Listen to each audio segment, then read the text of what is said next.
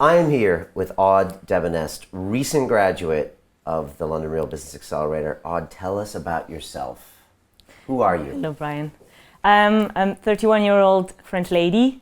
I moved here to find my first job, and you asked me in the focus group, why am I a French person here? What does it do to, what's my French perspective? And initially I just moved here because I was looking for a job that was half commercial, half ethical values, and I could not really quite find this in France. There was very commercial companies and then charities with only volunteers, but moved here and there was, the charities are more of a business model here with the commercial arm and all the shops. And that was the best of both worlds for me. That was a charity, but run like a business with a commercial arm with fair trade and organic products. And that's what I'd been looking for. And so, yes, UK gave me my first job. That was the best of both worlds for me. And what kind of things were you struggling with internally before you decided to join us on the Accelerator? Why start thinking about making a change in your life? So I've moved away from that great charity to challenge myself in London with a different, slightly different job in a more private company, more commercial. And I was an ethical audit manager, organizing ethical audits for factories abroad so that we can show compliance for brands and retailers out there that we're working with. But even though there was all of this ethical program, I don't think the company I was with was very ethical. They was just doing this as a formality.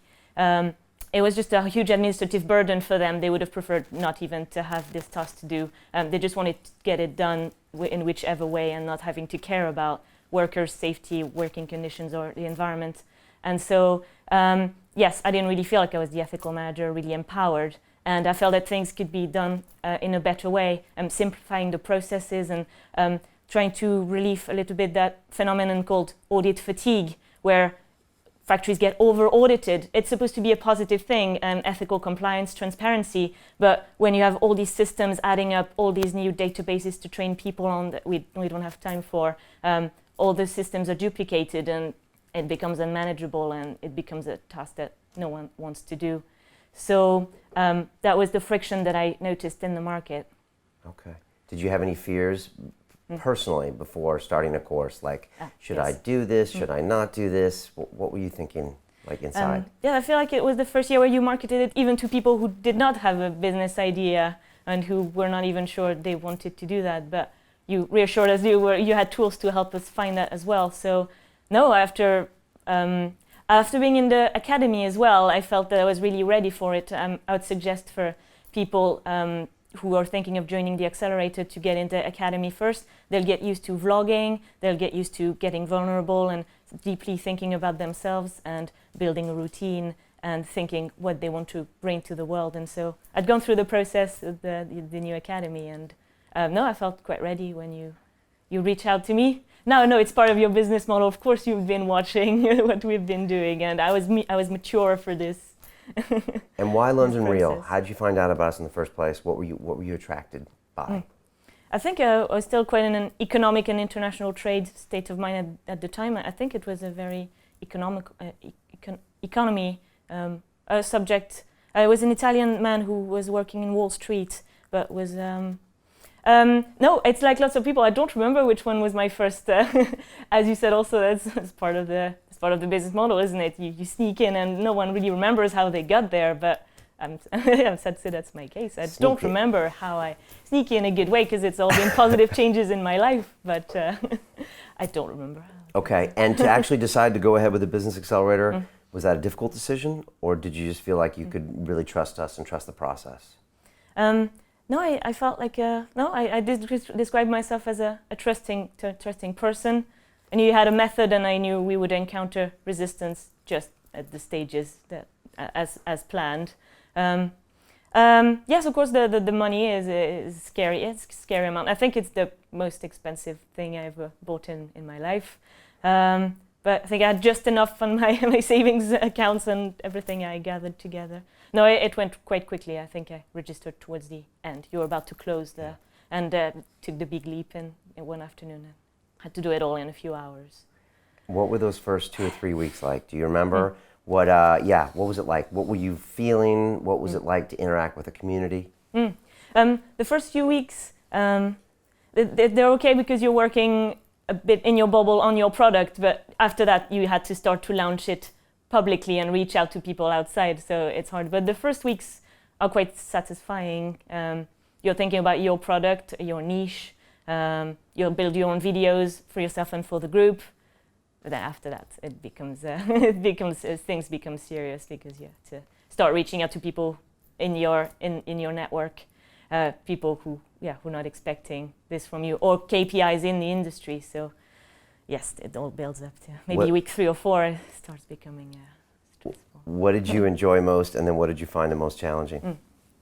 Yes, no, I enjoyed really looking in me what I could really bring to the world. I thought, I'm not really buying a house, I'm not really having children, I'm not really trying to settle in my life, so doing this kind of project, I mean, yeah, why not? I mean, I want to build something, and I felt the accelerator is really the deepest, most personal thing you can ever build, from yourself and the circle of people that you work with on the accelerator. It's one of the most personal things and most challenging things you can do in your life. So I felt really positive about that. I felt it's my baby.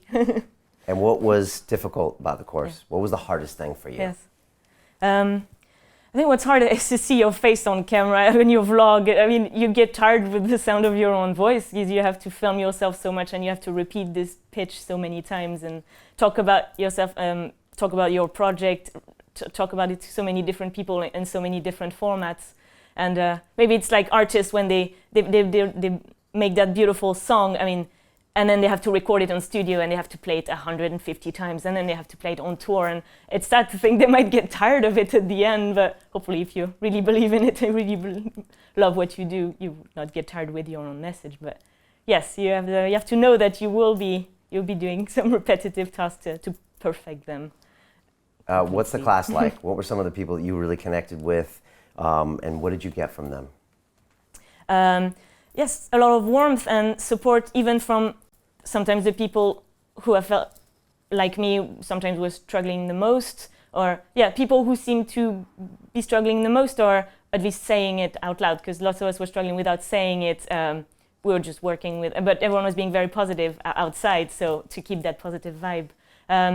But yes, when I talked about some of my doubts on the Facebook group, the people who I thought had the more on their plates to deal with were the ones who still have more resources to give to me and more encouragement. And yes, you think you are going to arrive and people will complain about the same things, but you arrive and you say something, you express a doubt, and you don't expect that. Yeah, people listen to you. They're not waiting for their turn to speak. Everyone is like this in the accelerator. Everyone is very generous, and yes, you always find a positive answer wherever you look. Did you get clarity on something through the course where you realized, okay, I want to do this instead of this? Yes, I'm worried I have to pivot on my idea, because I feel like if I help this over-auditing system too much, then I might be maintaining a system that's not really working. So as you said, everyone is pivoting at some point in the course. So I might have to think out of the box and think about a third way, not more auditing, but a different way of knowing your factories. And so after reaching out to some people, maybe my old coworkers in the charity sector, I found that maybe the trend was not exactly what I thought. I think I was trying to fix something very dysfunctional, but maybe it was only the company I was in, and I need to see the bigger picture there. So yes, there's definitely some pivoting happening there. Yeah, it's natural, I think. If people don't pivot, I worry.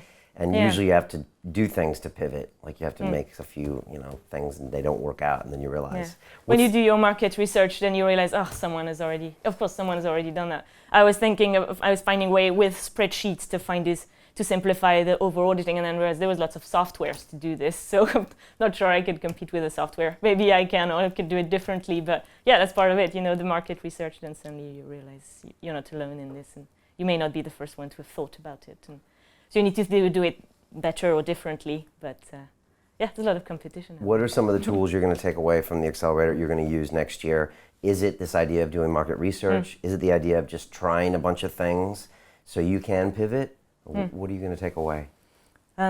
the pivoting will happen naturally, I think. The technical module, I mean, the third and fourth, where you tell us how to reach out to our network on Twitter. I don't know if I'm not going to disclose it here because it's part of your business secrets that we've paid for. But yes, so some of those technical aspects actually I had not heard before. So I will use those. Yes, the fact that we build our own website, but that might just be the page and then people click and then you take us to a completely different process. The fact that you don't have to put everything on your website, all the knowledge you taught us about what's a landing page for. This kind of technical aspects, I think, take away. Okay. And what would your life be now if you hadn't taken the course? Do you think it would be different? Would you have missed some clarity? What would it have been like if you had skipped on this course? Yes, I forgot to say that halfway through that new job in London, I was made redundant, and as part of the hero journey, I was doing this auditing job really well. I thought, I don't know, didn't get any warning, but the company was like that. They didn't give me any valid reason, but I had already started the accelerator by then. It has nothing to do with it because they didn't know I was doing it, but yes, the accelerator kept me going, and I would have completely quit this area of work. I think I would have thought, I don't want to help these guys with their auditing, just leave me alone, I don't want to hear about it. But I'd got started and got committed to the accelerator, so that kept me on my feet. People were wondering, why am I so busy with this? Well, you're unemployed, what are you doing? Why do you spend all your time with your webcam? What are you doing in the living room under the lights, and what are you doing? And my housemate said, Aude, I know you're unemployed, but don't get comfortable, like don't get nocturnal, just I was like, I'm not comfortable. I've never been so uncomfortable in my life because I am not getting comfortable. I'm getting vulnerable, I'm opening up, I'm thinking deeply about what I want to do. So it was good. The accelerator kept me working hard. And if you had to describe the accelerator, what is it really? What is the accelerator? Yeah. Yes, a tool to stop and reflect on yourself, and if thinking of your life as a finite resource, what can you build now? What would be, or as is it David Priestley? David Priestley. Daniel Priestley says talks about how to write a book. I mean, he says you should write a book, and in a way, there's too many books out there, and is overpublication. So should you really write a book? But he says writing a book helps you to crystallize your ideas and think about, if you were going to write a book, what would it be about? Or if you had an hour of your life to talk to maybe children, what would you tell them with that 1 hour? And you have to get really focused with that. And yes, the book is almost just a tool, or the accelerator is a tool, but to crystallize what you really want to do and what you can bring to the world. And what advice would you give to someone who's thinking about taking the course but aren't sure? What would you say? Yes, I would say get into the academy first. Watch all the episodes. As you said, you don't understand why some people would not watch the episodes because there's such good quality. You said you really don't understand why people would. So yes, I get annoyed when I meet someone at a focus group and they have not watched the episodes. I think they're your best resources from the beginning. You should watch them all. You could stop on Mark Wright, who's been the apprentice with Lord Sugar, as one of them. But yeah, all of them give you all the tools that you need. You give us summaries of what we should take away from each of the episodes, but yes. Right, so they should watch the episodes first.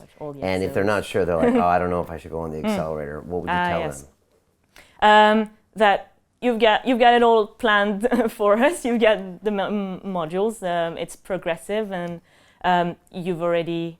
I would tell them to trust you and the team. You've done this with a few generations of business people now.